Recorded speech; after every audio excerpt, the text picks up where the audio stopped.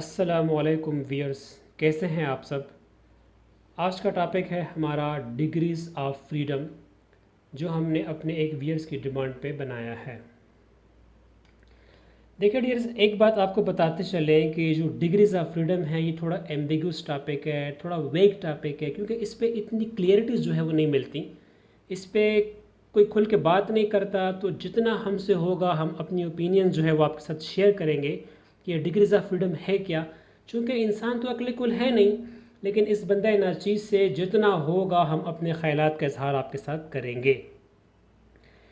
देखिए डियर, जब हम स्टैटिस्टिकल इन्फ्रेंसेस बनाते हैं तो स्टैटिस्टिकल इन्फ्रेंसेस चूँकि हम सैम्पल की बेस पे बनाते हैं, सैम्पल की एविडेंस पे बनाते हैं, तो इसमें हम मिसलीड हो सकते हैं। इसमें हमें मुख्तलिफ़ किस्म के प्रॉब्लम का सामना करना पड़ता है।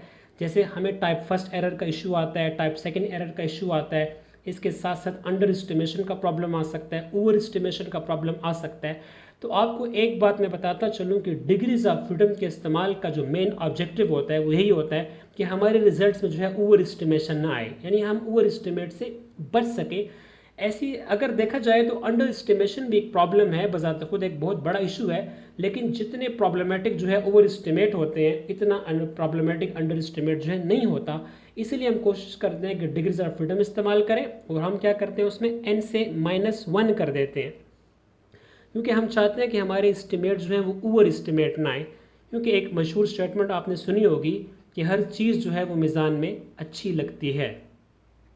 डियर्स, कुछ एग्जांपल्स आपके सामने रखते हैं जो बड़ी रियल एग्जांपल्स हैं, क्योंकि मेरा मकसद ये है कि मैं आपको समझा पाऊँ कि डिग्रीज ऑफ फ्रीडम दरअसल है क्या चीज़।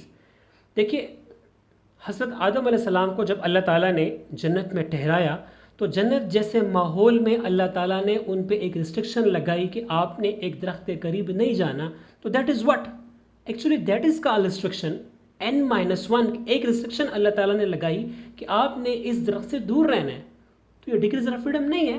तो डिग्रीज ऑफ फ्रीडम का कंसेप्ट जो है from the very first day से चला आ रहा है।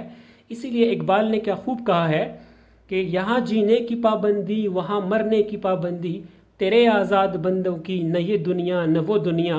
तो बंदे को कंप्लीट इंडिपेंडेंस कभी नहीं दी जाती, कहीं ना कहीं बंदे को जो है वो रिस्ट्रिक्ट किया जाता है। लेट सपोज एक और एग्जांपल हम ले लेते हैं। एक डायबिटिक पेशेंट है, उसको बूफे सिस्टम में जो है वो इनवाइट किया गया है। चूँकि वहाँ पे मल्टीपल डिशेस होती हैं, तो वो हर एक डिश को जो है वो इंडिपेंडेंटली जो है वो नोश कर सकता है, लेकिन स्वीट डिश की जो है उस पर क्या लगेगी, रिस्ट्रिक्शन लगेगी। That is what, that is actually called restriction n-1। यानी वो हर डिश जो है वो यूज़ कर सकता है, लेकिन -1 वो स्वीट डिश का जो है वो इस्तेमाल नहीं करेगा। यहाँ पे उसको हमने रिस्ट्रिक्ट किया है। That is called degrees of freedom. इसी तरह एक थर्ड एग्जांपल हम आपके सामने रखते हैं। एक मशहूर वाक़या है कि हज़रत अली रज़ी अल्लाह तआला अन्हु के पास एक शख्स आया और पूछने लगा कि अल्लाह ताला ने इंसान को कितना इख्तियार दिया है। हज़रत अली रज़ी अल्लाह तआला अन्हु ने फरमाया कि आप अपनी एक टांग उठा लें।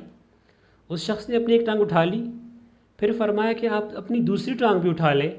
तो वो शख्स अपनी दूसरी टांग न उठा सका। तो बस हज़रत अली रज़ी अल्लाह तआला अन्हु ने फरमाया कि अल्लाह ताला ने इंसान को इतना इख्तियार दिया है कि वो अपनी एक टांग तो उठा सकता है, लेकिन दूसरी टांग नहीं उठा सकता। तो this is what actually this is called restriction, this is called n-1। Clear है। ये कुछ एग्जांपल्स मैंने इसलिए दी ताकि ताकि इसका थीम पता चले कि डिग्रीज ऑफ फ्रीडम है क्या, कि इंसान कहीं ना कहीं जो है किसी न किसी हद तक जो है वो रिस्ट्रिक्ट किया जाता है। तो अगर डिग्रीज ऑफ फ्रीडम को हम देखें तो इसकी सिंपल डिफिनेशन यही है कि number of independence minus restriction. यानी वो रिस्ट्रिक्शन, अगर एक रिस्ट्रिक्शन होगी तो हम n-1 इस्तेमाल करेंगे। हो सकता है कि आप पे 2 रिस्ट्रिक्शन लगाई जाए, तो फिर हम उस केस में n-2 इस्तेमाल करेंगे। It depends on the nature of the problem. चलिए कुछ मैथमेटिक फ्लेवर देखते हैं कि मैथमेटिकल पॉइंट ऑफ व्यू से जो है ये डिग्रीज ऑफ फ्रीडम जो है वो क्या मानी रखता है। लेट सपोज हमारे पास ये 5 ब्लॉक्स हैं। एक लेट सपोज समझिए कि एक गेम है और इसका टोटल जो है वो 100 आना चाहिए। तो इसमें जो फर्स्ट 4 ब्लॉक्स हैं ये तो हम आज़ादाना तौर पे बगैर किसी टेंशन लिए इंडिपेंडेंटली जो है इसको फिल करेंगे। लेट सपोज पहले ब्लॉक से मैंने 20 रखा, देन 6, देन 14, देन 9।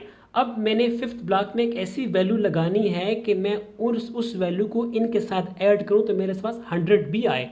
अब इनको अगर मैं ऐड करूं तो मेरे पास 49 बनता है, तो मैं मस्ट यहाँ पे 51 लगाऊंगा, क्योंकि 51 को जब हम 49 से ऐड करेंगे तो फिर वो क्या हो जाएगा, 100 होगा। तो यहाँ इन 5 में हमारे पास 4 डिग्रीज ऑफ फ्रीडम है, यानी 4 ब्लॉक्स में आप आज़ाद हैं, लेकिन इसमें आपको जो है वो रिस्ट्रिक्ट किया गया है। नेक्स्ट एग्जांपल, लेट सपोज आपकी जो है वो 4 कज़न्स हैं, आपकी वालिदा ने कहा है कि मैंने जो है आपकी शादी जो है इन कज़न में से एक के साथ जो है करनी है, तो आपके पास 4 चॉइसेस हैं। फॉर एग्जांपल अगर उनमें से एक की शादी हो जाती है तो फिर आपके पास 3 चॉइसेस रह जाती हैं। लेट सपोज सेकंड की भी शादी हो जाती है तो आपके पास फिर 2 चॉइसेस रह जाती हैं, और अगर तीनों की शादियां हो गई तो आपके पास फिर कोई चॉइस भी नहीं रहेगी। तो ये भी डिग्रीज ऑफ फ्रीडम का एक आसान कंसेप्ट है, इसको आप कंसीव कर सकते हैं और इसकी जो थीम को जो है वो आप अंडरस्टैंड कर सकते हैं। चलिए डियर्स, अब हम थोड़ा डिग्रीज ऑफ फ्रीडम की प्रॉपर स्टैटिस्टिकल डेफिनेशन की जाने बढ़ते हैं कि इसको हमने अब डिफ़ाइन कैसे करना है। बातें हमने बहुत कुछ कर ली, स्टोरीज हमने आपको काफ़ी सुना दी, तो इसकी जो प्योर डेफिनेशन है जो मुझे पसंद है वो ये है कि डिग्रीज ऑफ फ्रीडम और the number of independent pieces of information available to estimate another pieces of information.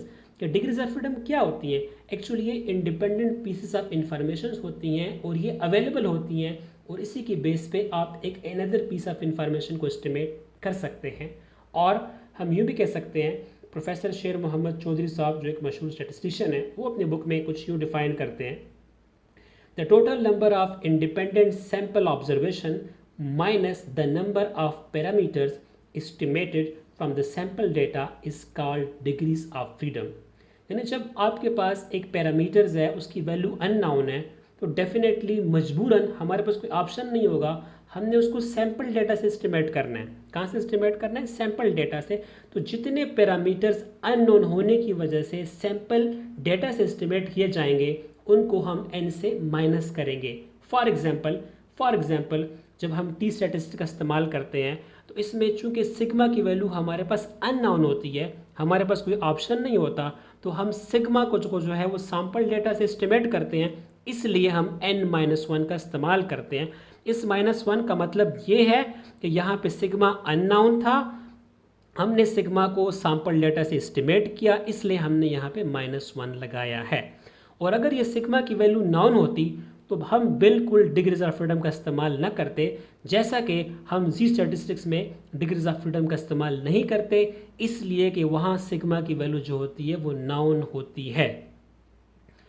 तो डियर्स, जितना मुझसे हो सका मैंने आपके सामने जो है वो अपनी ओपिनियंस रखी, अपने जो है ख्यालात आपके साथ शेयर किए। मुझे उम्मीद है कि डिग्रीज ऑफ फ्रीडम का कंसेप्ट किसी न किसी हद तक अगर 100% क्लियर नहीं हुआ तो आई डू होप कि कम से कम 70% तक क्लियर हो गया होगा। अगर आपको कोई प्रॉब्लम्स हो तो आप हमें कमेंट कर सकते हैं, इंशाल्लाह हम मज़ीद कोशिश करेंगे कि इस कंसेप्ट को आपको टोटली जो है वो क्लियर करें। तो अगली वीडियो के साथ आपसे दोबारा मुलाकात होगी, तब तक के लिए अल्लाह हाफ़िज़।